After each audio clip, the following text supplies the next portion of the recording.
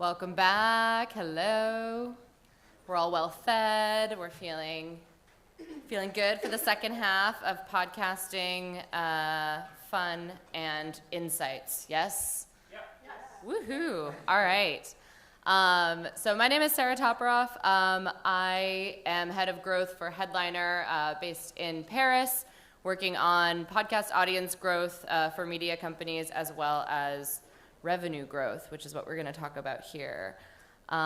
So yeah, we're talking. We touched on monetization a bit in our first two sessions, but now we're gonna get deep. We're gonna get deep into it. I want to bring on Katarina from Alter Ego Media, based right here in Athens. So give it up for Katarina.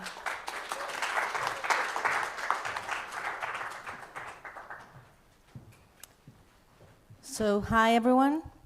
I'm going to start with a confession. When Sam first approached me and told me I'm going to be speaking on this topic, I was like, oh no, why me? I can arguably say that this is the hardest question that we have to answer, but I'll do my best based on the experiences we've had here in Greece for the past 5 years. So this is me. Somebody from my team made this for me. I'm wearing two hats. One is I'm the head of podcast for the largest media group in Greece. And the other one, the small hat, I am also an independent producer. And we specialize in narrative nonfiction podcasts. So what I'm going to try to tell you today about monetization will be wearing both hats. Sorry? That was a previous picture, so the audience can see. Oh, okay. So here's the hats, right? Okay. Great, thanks. So you see the media group is the big hat. Okay. Now, before I go into how we monetize, I want to zoom out to see the largest picture, which is how podcasts are doing here in Greece. We are in Greece after all. So Greeks have embraced podcasts, which is great news because we came on very late to podcasting, only in 2020.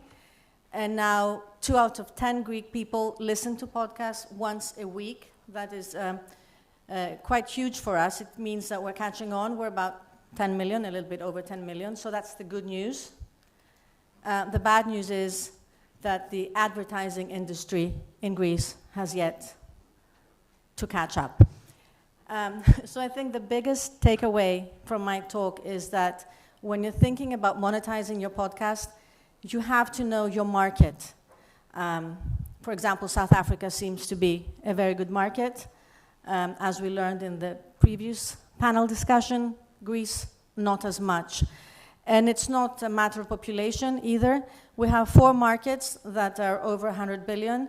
And then if you can see Belgium, I don't know if the slide is big enough for you guys to see, they're really doing well. And their population is around less than 10 million, so around the Greek population. And in Greece, we're very much on the far right corner. We're not doing well at all, 300,000. So that's something one has to take into consideration and not have too great expectations when monetizing. So monetizing strategies, let's start with mature podcast markets. I'm not even going to go through the slide because you can find all of it in the internet. Just Google and you'll see all these strategies up there. The only reason I put it up there is to make a simple point. None of these strategies have worked in Greece. Not one, unfortunately. We have no industry standards. Brands do not want to invest to what they still think is a new medium. And we have no culture in subscriptions, not yet. I mean, we have some big players that are starting the subscription model, but it's not really big in Greece, not yet. So we've had to be creative in monetizing. And that's the next slide, monetizing strategies in emerging podcast markets like ours. So the first thing, the first takeaway is educate. And I know it sounds pretty obvious, but really educate. Like when we first started out in Greece in 2020, I had this purse, big purse with my iPad in, and I would just show the podcast presentation and the benefits of advertising in podcasts to anyone that would listen. Really important if you're an early adopter that you have to educate the market. Now the second one, I'm a bit hesitant about. It's not a very good example here in Greece. The good way of saying it is adapt corporate partnerships and branded content to local market realities. Now, I'm very iffy about this. What this has meant for Greece is that we have created sort of a hybrid model. So we don't do branded series, which are really big in the UK, for example, or in the United States. And we have no sponsors to mention of. We don't have ads in our podcast yet. So what the podcast industry has come up with is a model where you have branded episodes. So within an existing series of a podcast, you have one episode that is branded. Now, to me, this is a no-no. I'm not very popular with our sales department because I think that's a very slippery slope once you start tampering with the content. And, you know, I tell them that. They have been avoiding me because they're trying to do sales. I think that, again, I will come back to education. We have to educate brands as well. One thing we know about podcast listeners is that they're very loyal. They love the authenticity of podcasts. So if they realize that the host is saying something because of the brand, they're just going to abandon the particular podcast. And that is not good for us, for the podcast creators, and it's not good for brands in the long term. And again, educate, educate, educate. So start small and expect initial challenges. That's true for every industry. Obviously, you know, you want to test your product before you scale up. For podcasts, I think it's a bit different in the sense that people don't expect it to be so much work. They think it's easy. So really don't take on more than you can chew because you have to focus on your content. I'm a firm believer that content is what matters in the end. It's what keeps listeners and brands coming back. So, you know, one step at a time and be really true to your content. Now, this is all I've told you up till now is with my with my big hat. Now, as an independent producer, I've had more luck monetizing my podcast with selling IP rights. Most of our podcasts have been sold with the IP rights, so I have some takeaways, hopefully, on that as well. I should start with point number 3: communicate openly. I firmly believe it's IP rights is a win-win situation for all parties because you have the content creators bringing something that somebody wants to buy. And if we go in the negotiation with that mentality that all parties can win, then more can be achieved and everybody can be happy. So that has served us well. And other than that, you have to know your negotiating points. Like, for example, when we were starting out, we were more willing to give away more of our IP for cash advance because, you know, obviously it was needed for the production. Now we're more reluctant to give the IP. We like to hold at least 50% of the IP of anything we're making. But it's really important that you know what you want before going into a negotiation, and there's no right or wrong here. Of course, you have to ensure that both parties understand the business. Again, you have to monitor expectations. You know, if they're going to give you money, again, you have to tell them, you know, what a podcast is and how much growth they can expect. And also, right now, as we're in the process of development stage for film, for podcasts that we have made, again, it's very early stages. I mean, the funding is hard, and you never know who the distributor will be. It's a very long process. So you have to be very clear about expectations, that they're aligned with the party that will buy your IP. Have a good attorney, okay? Except we usually, content creators, we usually don't listen to our attorneys because we want the deal so bad. But still, they're very helpful. And the last point I want to make is don't undersell yourself.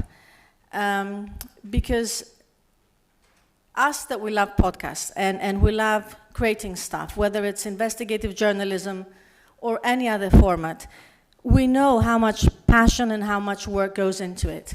So in the end, it's only us that can put a value on our product. How much does it cost? And it certainly is not only downloads or metrics.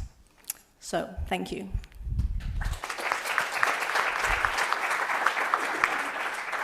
Thanks. Thank you, Katerina. I have a question about the branded episodes that you mentioned, because I think that is a good option for a lot of different types of podcasters, and especially indies or smaller markets. But have you had any success in, like, kind of once you earn a brand's trust through a branded episode and leveraging that into maybe like a host read or something that has a little bit, less impact, I suppose, on the show as a whole, but that keeps the brand engaged with the show and the host and their audience? Not yet. But I'm glad you asked that question, because I don't mean to say that branded episodes are necessarily that bad. Emphasis on the that. But you have to be very transparent about it. So, if you say this is a branded episode and that's why we're doing this, and if the content of the branded episode aligns to the feel of the podcast, then it should be okay. What we're trying to do here in Greece, it should be okay. It just doesn't happen all the time. Yeah, and maintaining that editorial independence and making sure the brand knows that, like, we're going to speak as us, not as you. Right. So, very cool. All right, let's bring on Chris to talk about his experience. Thank you.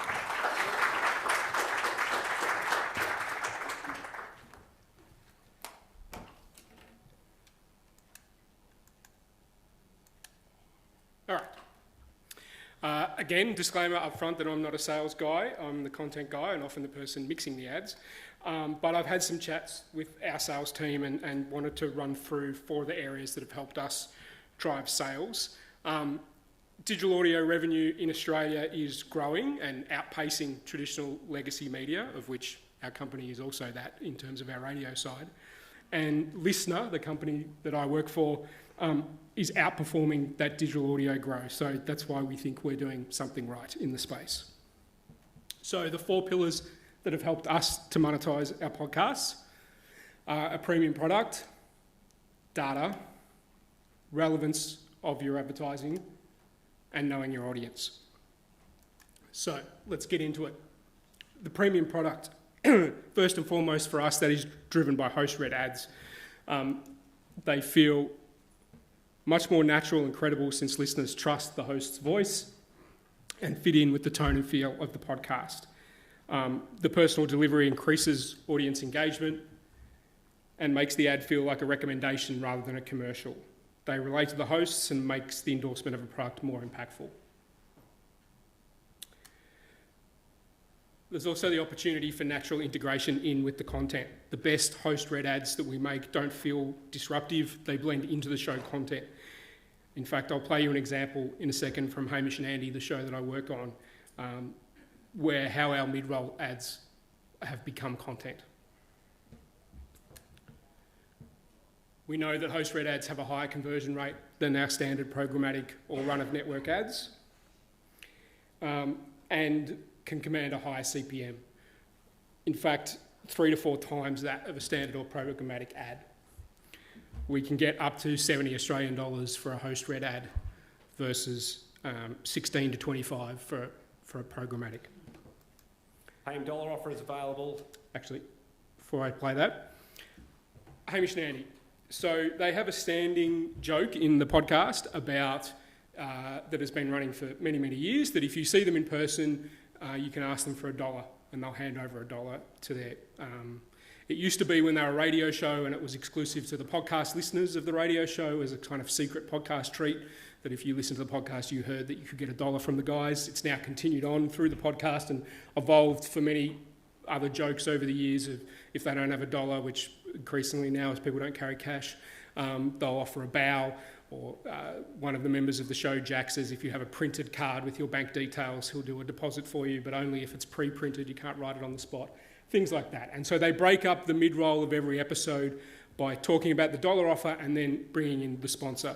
And here's an example for you of that kind of naturally integrated content with a sponsor. Kmart is a big retail department store in Australia, kind of at the lower end, I guess. Paying dollar offer is available. If you see us in the flesh, we will give you $1. When I was overseas recently, a fellow came up to me and gave me an American dollar note and just said, just in case you need one. And we do accept those donations from time to time. That's because nice. it always gets passed on. I feel like we'd be slinging dollars if we're in America. Yeah. Like you have dollars in America. You just don't have dollars here in Australia. Why do they've really embraced cash still over there, haven't they? Yeah, they love it. And they love a check. They just do check-in. They still do a lot of checking. Who does a check in America? A lot of rent, you have to do it by check. You have to pay your rent by check. Yeah. You still have a checkbook. I do. Pay someone's rent. If they see you in the flesh, pay someone's rent. You'll pay their rent. If they see me in the flesh and I have my checkbook on me, I will pay How for your about rent. this? One day this month, as a thank you to our listeners, you must go to Kmart with your checkbook on you. Yeah.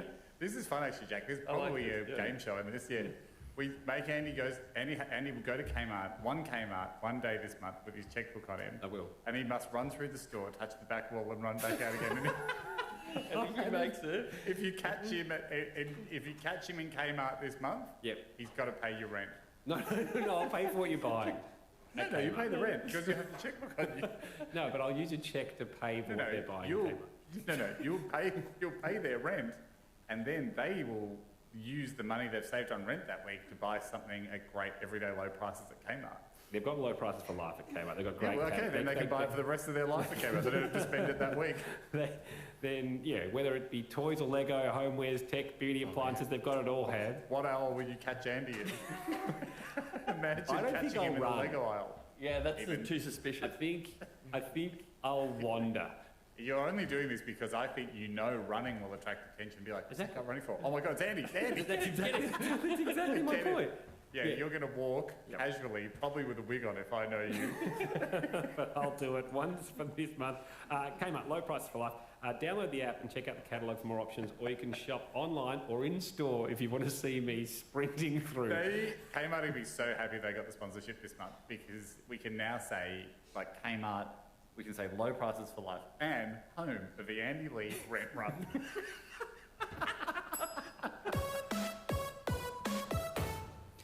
So obviously, quite a long-winded example, but Kmart were wrapped with that. And that's an example of why Hamish and Andy are so attractive for their advertisers in Australia and why we're sold out for all of this year. Already that, we naturally integrate the messages from our clients. And because we've established that sort of style, we've built up a trust over many, many years that advertisers who are coming to us know what sort of style they're going to get from a host read ad with us. I'll keep moving or we'll run out of time, so I won't play that one. Native episodes is what we're calling branded episodes in Australia. They are definitely on the rise, that's for sure. They're growing rapidly, and we're making sure that they are not just an extended advertorial, that they do reflect the brand and the tone of the show, and that they're much more subtle than a, long-winded advertorial, I guess. They're a great way to focus on the authentic connection between brand values and audience interests, and they have to be a right brand fit for the show as well. We absolutely reserve the right to say no to certain brands if they don't fit the format of the show. And we're increasingly seeing brands also ask for extensions on that into social media and extending their brand alignment with us into our socials as well for that show. So that's a new avenue of monetisation for us, is to be able to monetise the socials as well and sell that as an added extra.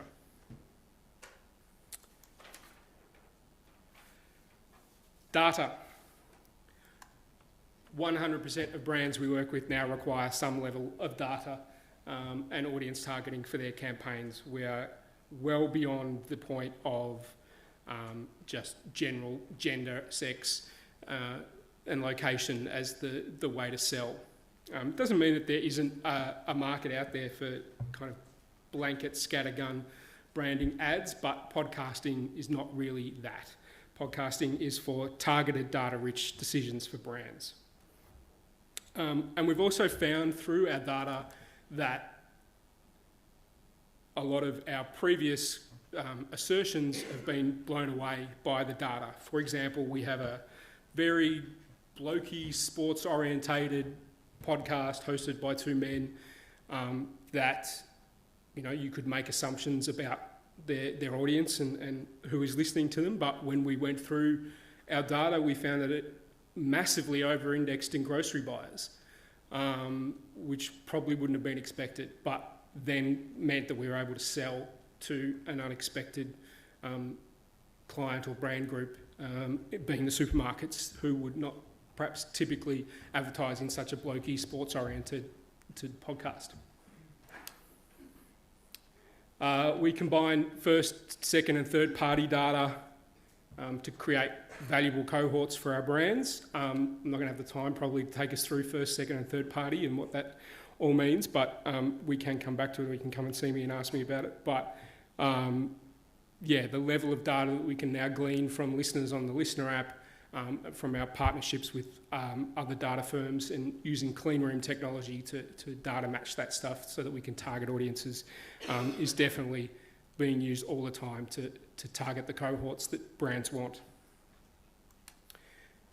And advertisers are now also expecting proof of performance, so they need data on the back end as well to show how effective a brand campaign has been and what sort of conversion rates they're getting.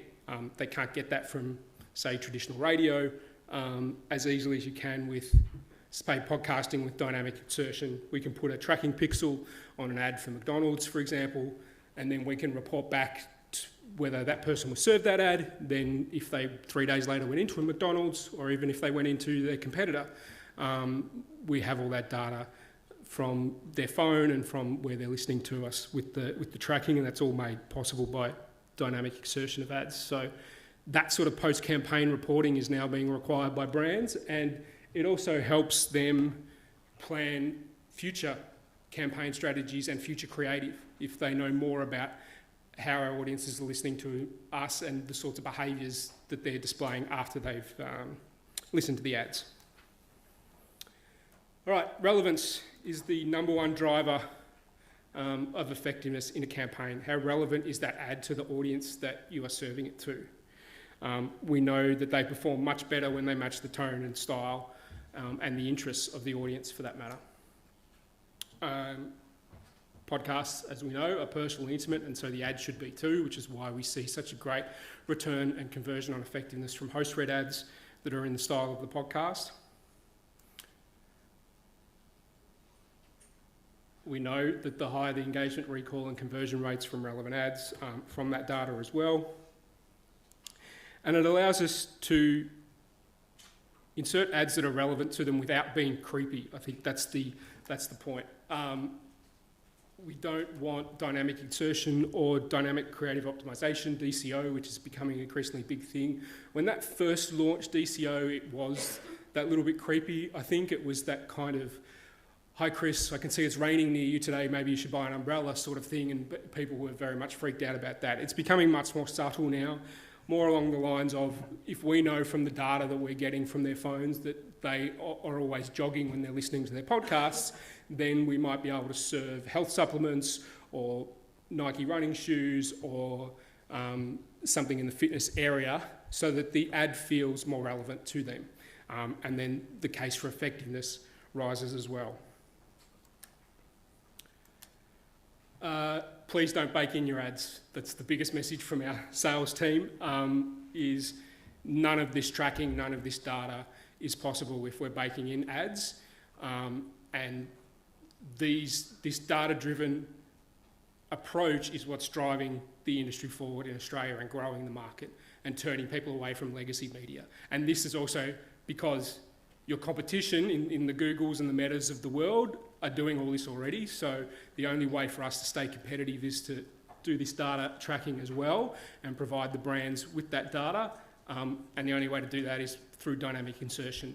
Also, if you have a podcast with a long tail, it allows you to re-monetize it many, many times if you're not baking in your ads. And as I touched on before, you can say no.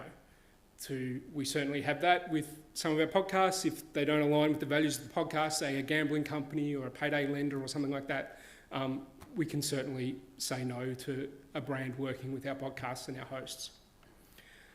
Mainly because they're also mostly on rev share, so they have an interest in the revenue that they're making from their ads. So by saying no, they're denying themselves money, but they're allowed to have that point of view.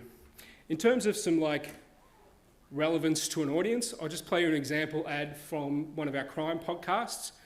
We know that most of the listeners to our crime podcasts are female, skews female, and some of the motivations from research behind why they listen to podcasts is often about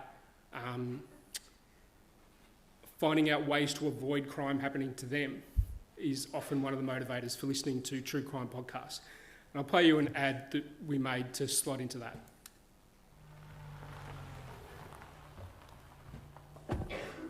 Uber is designed with your safety in mind. Whether you're travelling for a morning shift or home after a night out, ride with confidence, knowing the Uber app has more safety features than ever. Uber's incident prevention tools, insurance coverage, and safety technology keeps you connected. And features like Ride Check can tell if a trip has an unexpectedly long stop and are able to contact authorities on your behalf. Because Uber are dedicated to helping you move safely, so you can focus on what matters most. Ride with confidence. Download the Uber app today to learn more. So not host-read, but targeted and relevant to the audience that's listening. I'll keep moving quickly because I've been waffling too long already. Large companies like Listener use clean rooms and large data sets to be able to target their ads, but any data is good data. So even if you're small and more independent, there are things you can learn. You can do things like running polls on social media or a survey to your audience to learn more information about them, to garner more of their motivations, because their motivations for listening are important for brands as well. Why are they listening? Is it for entertainment, self-improvement, companionship? What drives them? And what are the drivers that might drive them to a particular brand as well? And in those, you can ask non-leading questions to try and get as much information as you can from your audience, because the more you know about your audience, the more you can charge for ads. We talked about niche before, and smaller niche audiences can command just as higher rates. What we've seen with the data-led targeting is that, yes, the scale and reach will be a lot less, but we've been able to maintain the same levels of spend from campaigns because the effectiveness and the return on investment with a smaller niche engaged audience is so much bigger. And you can garner certain things even just from the data you can get from the Apples and the Spotifys of the world. Completion rates, the times of day people listen, even the device they use. If you have a podcast that over-indexes to Apple, then you might safely assume that they're of a higher socioeconomic background given the price of Apple phones compared to everything else. So all of that data can help you to create an audience picture that is then sellable to a brand or a client. And leverage your niche, yeah. Focus on the unique aspects that you can offer that can leverage for a brand as well. So very quickly, host-read native apps command the highest rates. Everyone needs data. Make sure your ads are as relevant to the audience they're targeting as possible. They're the most effective and the most that convert. And the more you know about the audience, the more you can charge, leverage your niche in the marketplace. Thank you.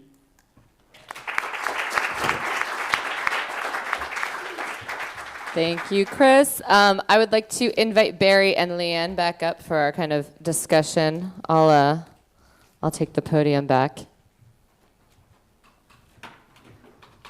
I want to move to Australia, Sam.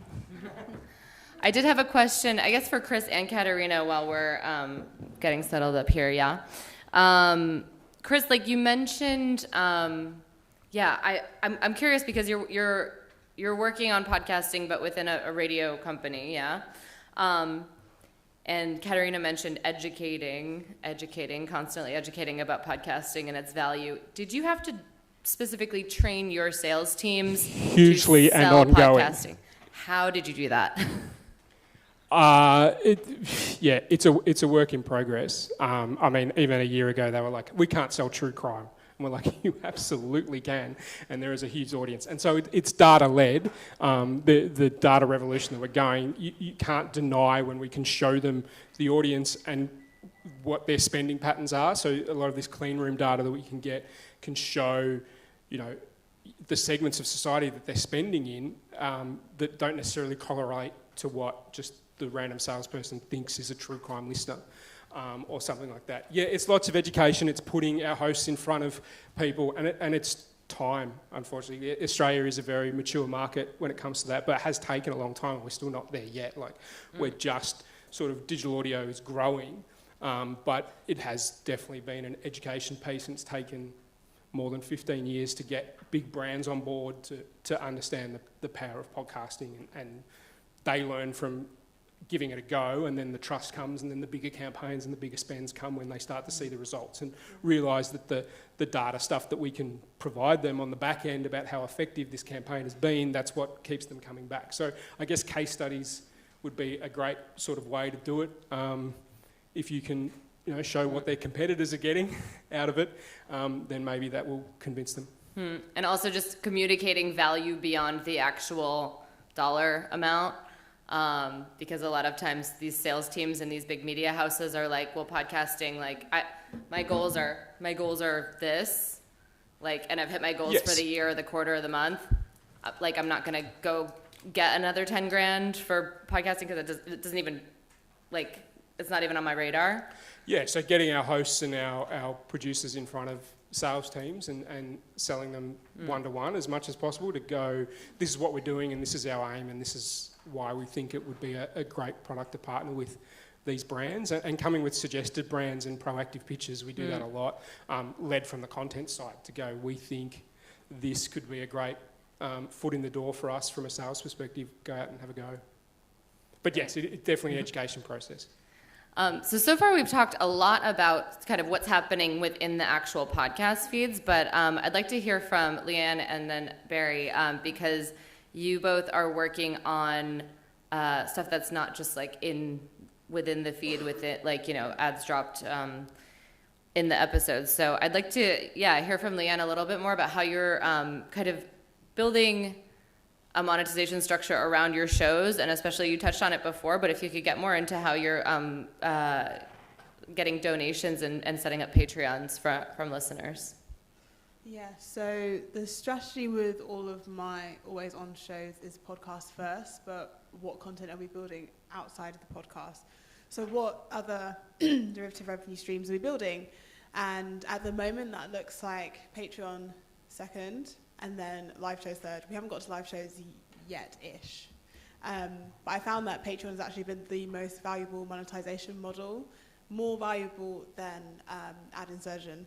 And the reason for that is because you have to get to quite a high listenership to even be able to be sold against host read ads, and the bar keeps going up and up and up on that, where it used to be 10K listens per episode, it's now 15, 20K per episode. And if you're starting from scratch, so a new show without a kind of a network to promote against, it's going to take a while to get there. So the thing about Patreon, and I learned this from the Patreon team because I've been working quite closely with them on the strategies for this, is that, and I've seen that it works as well, set up your Patreon very early on, kind of in your launch journey, probably 6 to 8 weeks from your first episode, because you want to create an offering that the audience is familiar with from the get-go.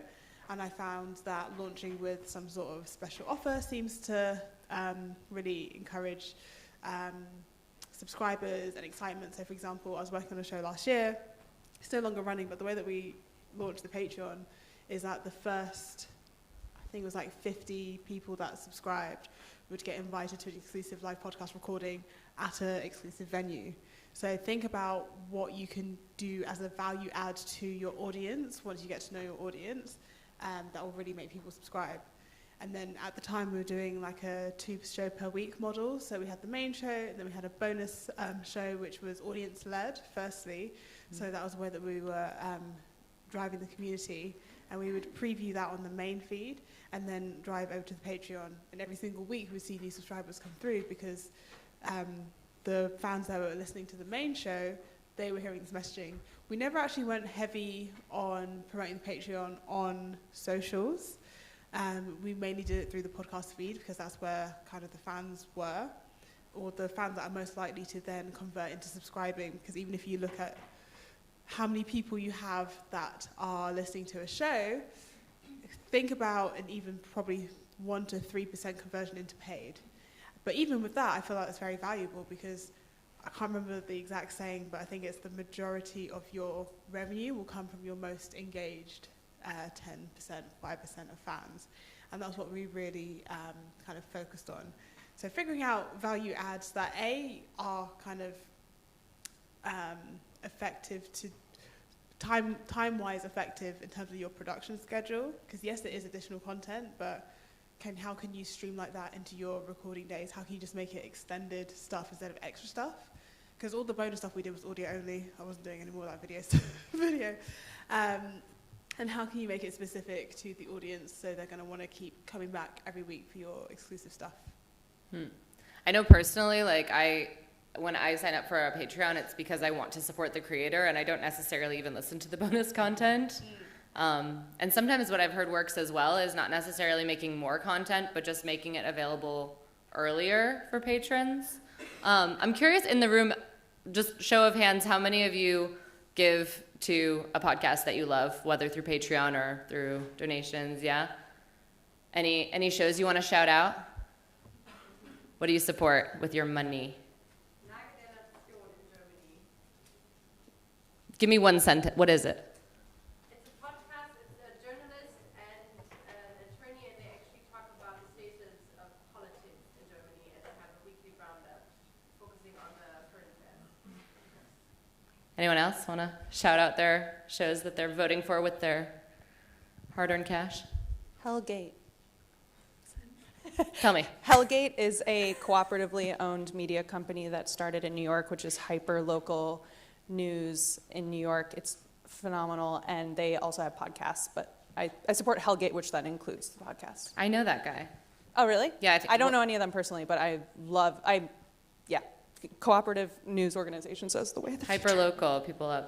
I personally became a patron to a podcast called Northwoods Sleep Baseball. It's very boring, completely fictionalized baseball games to fall asleep to. Wow. I canceled my Headspace subscription for it. So that's, the riches are in the niches, as we say, right? So yeah, Barry, I wanted to throw it to you because we have had some various chats, and we're speaking tomorrow about some cool stuff you can do with your IP. But thinking about podcasts to other types of media IP, I was wondering if you could talk about a little of what you're doing at Pineapple that may be a little bit out of the box, because I think we're all like, okay, we want those streaming platform dollars, but what else? What else is possible in terms of making your podcast go beyond audio? Yeah, I mean, as far as the IP game goes, it's a long game when it comes to optioning for books or movies or TV. It's a lot of small amounts of money to option something to then maybe have it become something that will then bring more money. But there are other ways, Leanne brought up live events, and I think that is a massive part of monetizing podcasts outside of ads, especially if you're host as a comedian. There's actually a lot of really great data that you can get from podcasting if you have a podcast to then build out a tour for a comedian. It's like that really changed the game for one of our hosts and changed where he was going to do his stand-up tours. So yeah, that's some of it. Yeah. You also Broadway? Is Broadway ready for podcasting? Yeah, that is another thing that these are more not necessarily the chat shows that we do, but the more documentary style podcasts that we do that get optioned for movies and TV shows, and then also Broadway plays. So there's hopefully going to be a Broadway show that is based on one of our documentaries. Can I add to that as well? Please. I think looking at the theatre landscape is also really interesting because, I mean, this is in London in the UK. I don't know about other countries, but a lot of theatres, they have dark days, usually like a Monday and Tuesday. And so if you can go to them with some sort of live podcast offering to fill those nights, that could also be something that's really interesting in terms of collaborating with theatres directly. And then turning those live it's so easy to just record that and then turn that either into bonus content on Patreon or like have it be an episode that goes down the feed too. So then monetize that. Yeah. I'll also add, like, one thing that I've noticed in the French market a lot is that a lot of podcasts are getting adaptations into, like, graphic novels or BD. And so I would encourage you to look at, like, what most people, like, graphic novels are huge in the French market. So, of course, it makes sense for French podcasters to be looking at that market. So look at what kinds of media folks are consuming in each of your markets and try to figure out a way to make your podcast do that. This one's kind of I have nothing to do with this. There's a podcast called TrueAnon that you can look it up yourself. But they did a board game. So they're an extremely left political type of show that is also dabbles in comedy. And so they had a board game that they came out with about storming the Capitol. But it was something that they sold. So there's a lot of different ways that you can take your show and then do something else with it. And again, it comes down to really engaged fans who want to experience your show in other formats. What are your questions? Maybe we could get some mics around. Burning questions. Yes, I can grab a mic.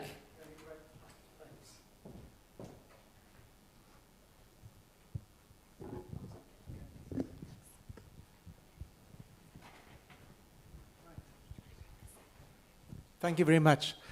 Something which is interesting for me is sort of the discrepancy between the first speaker and the second, talking from, now I know Australia is not that big, but you've got a very well consolidated market and almost operating at a completely different level. I wanted to firstly ask Chris, I love your idea around around host-read ads. We're seeing in our market, and just for those that weren't there, I'm from South Africa. We've got a large podcasting and streaming platform. Our advertising is doing very well at the moment, but I'm interested to see how this compares to the rest of the world. So we find in our market that you need a certain volume before you can start doing host-read ads. We have a lot of smaller shows, and the generic ad, almost like the Uber one that you did, works very well because you don't have to produce something per podcast. You can save on all of that effort. So I'd like to get your comments. And then I share your pain regarding getting people to sell advertising. I wanted to share what we did in our market was we started from the radio side. And our platform has got a lot of radio shows, live streams, radio to podcast and podcasts. And what we found worked was we've got a sales model which is close to traditional radio. And we started bundling in online audio ads as part of the radio sales initially. And the great thing there is you get, as you said, real-time analytics. You can run multiple ads digitally. You can do A/B testing between ads, see on our platform which gets the most click-throughs on which podcast shows and radio streams and radio podcasts are they being listened through versus places where people skip out early. So the radio people will sell this as an add-on to a radio ad, and then you can measure it and you can see which audiences works. And then the other thing that we started doing was to then go and say, listen, you're getting the cream of the crop, because we still very much see that podcasting or digital audio is a premium listenership, same as Edison research, and that's more educated people, it's people with more disposable income. So quite often, radio stations would sell their digital audio offering as a premium offering above the type of normal audience that they have, so more affluent audience. And then what we were able to do was to just start bundling all of the podcast shows into this, because it's very much the same. So if we're running an ad for a particular audience, we can even include smaller podcast shows, let's say a few thousand listens a month, and we can basically start giving these shows visibility and income as well. So sort of your comments on that. Yeah, so I guess we're talking from a big network position as well. So we do a lot of bundling for our smaller podcasts, and there certainly is a level below which you probably can't sell a host read ad for reach and scale. We were, I would say, lucky that we had some leadership at the sort of dawn of our podcasting journey that were very defiant that podcast ads should sound different to radio ads, and have maintained that all the way through. So even now with our programmatic and stuff like that, it cannot be the same shouty tone of voice that you might get on radio, and definitely using the data to target those audiences and make sure that even if it is generic voice, it is still in a podcast style and tone of voice and fits the show. And so a lot of that kind of quality check stuff from a content perspective does go on about the ads that appear in our podcast. We don't want to get to the days where it's just radio ads in podcasts and 6-minute ad breaks in the middle of a pod. But that took some pain early on, I would say. We're growing now, and there's still pods that are definitely not making the money they want to make. But it took some defiance early on to say podcast ads should be different and sound different. I still we hear can it. maintain that CPM by doing that. And that's about education of the market, not just of the sales team, but the entire ad market, I guess. In your markets, are you still hearing radio ads on podcasts? In France, I hear it. Stop it.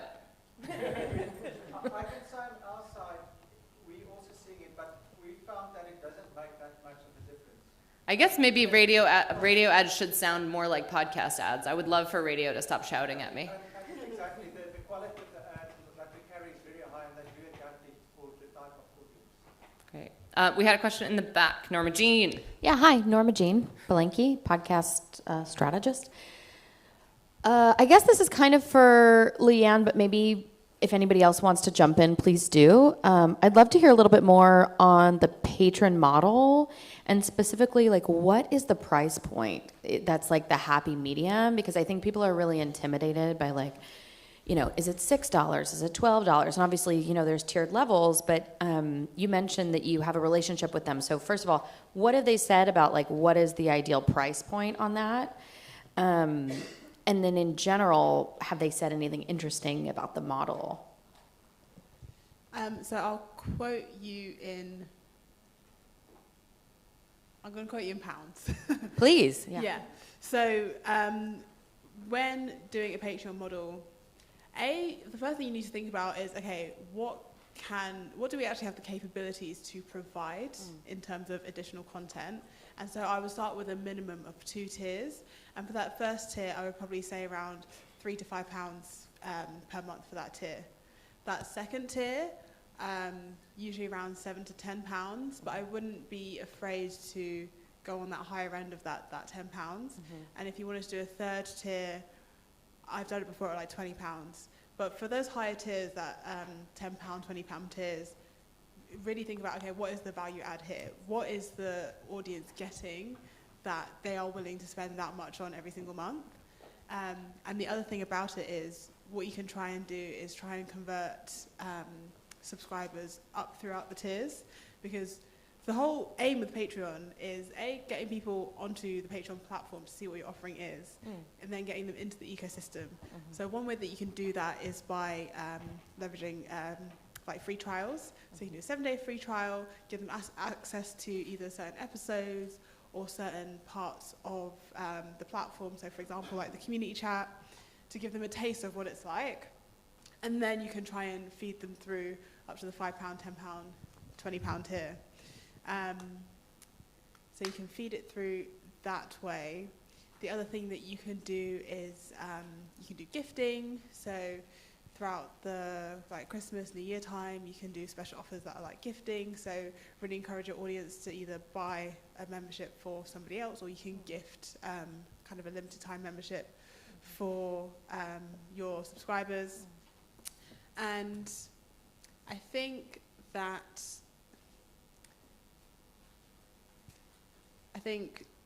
the most important thing, and I feel like where you can really drive growth, is getting them onto the platform, getting them to see kind of what the offering is, and getting them to go throughout the tiers. So you can start off as simple as ad-free. Yeah, I was going to ask, is that one of your offerings, ad-free EPs? Yeah, so I put ad-free and bonus on and access to the community chat on the first tier, which is like a £5 tier. Our £10 tier was everything from that first tier plus access to quarterly events. So we do quarterly in-person events. And I feel like that was a really unique offering that I wasn't really seeing much. And those events, they were small, they were intimate, they were at kind of exclusive venues as well. So you give like a really different experience for the audience. And then the final tier, and this is just something that we kind of spitballed with the host at the time, because I also think really work with your host to figure out what they'd be really excited about doing and really into doing. So the third tier was if you pay £20 a month, you'd be invited down to the studio and you can be a producer for the day. So not only are you getting that direct interaction with the show that you really love, but you really get to be a part of the production. Oh, that's fun. Okay. Podcast nerds would love that, yeah.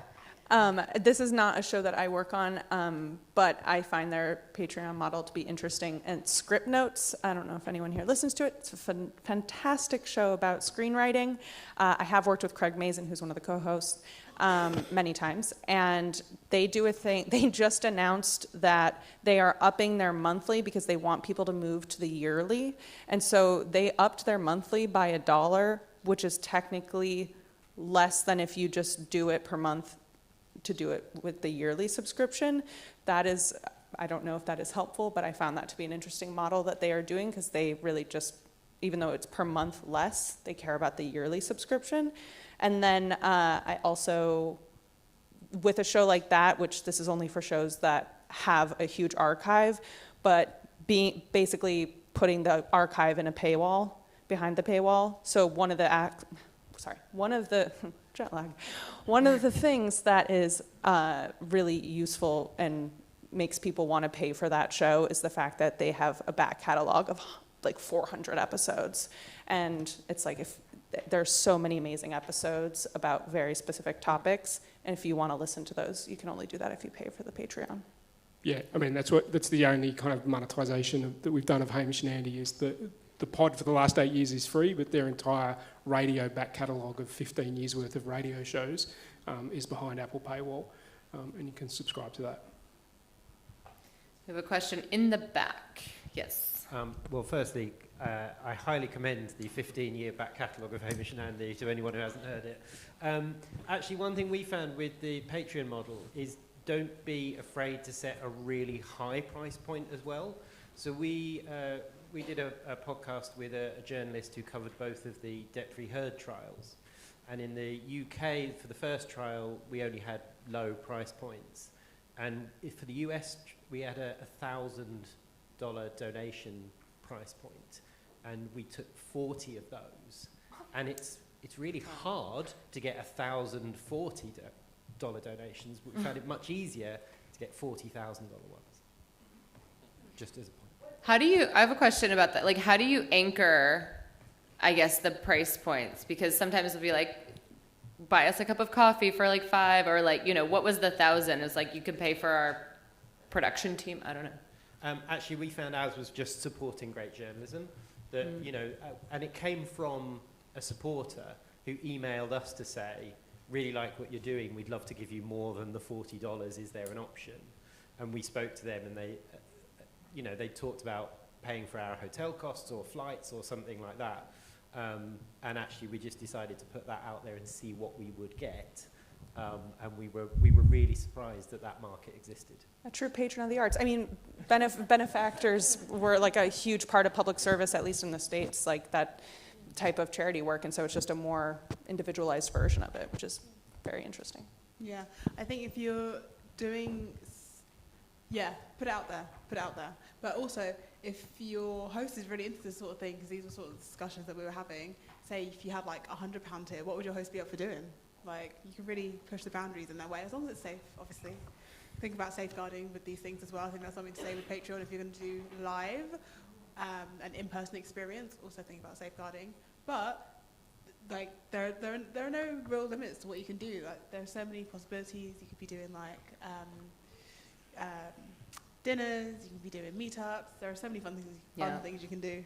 And thinking about like the news geek stuff, like, you know, having open editorial meetings as well, where the contributors are actually helping shape what they want to hear. Another podcast called Who Weekly, which is about D-list celebrities in America, but it's a great show. Theirs is one of the tiers is you have access to a Slack channel, so that like the hosts are in conversation with like everyone, and that is like really, it's also really building community. But yeah. All right, I think it's time for coffee, which is very exciting for me personally, because I need some caffeine. Be back here at 3:25, and we are going to tell you exactly how you can convert your social views into podcast listens, or if you should even care. Thank you.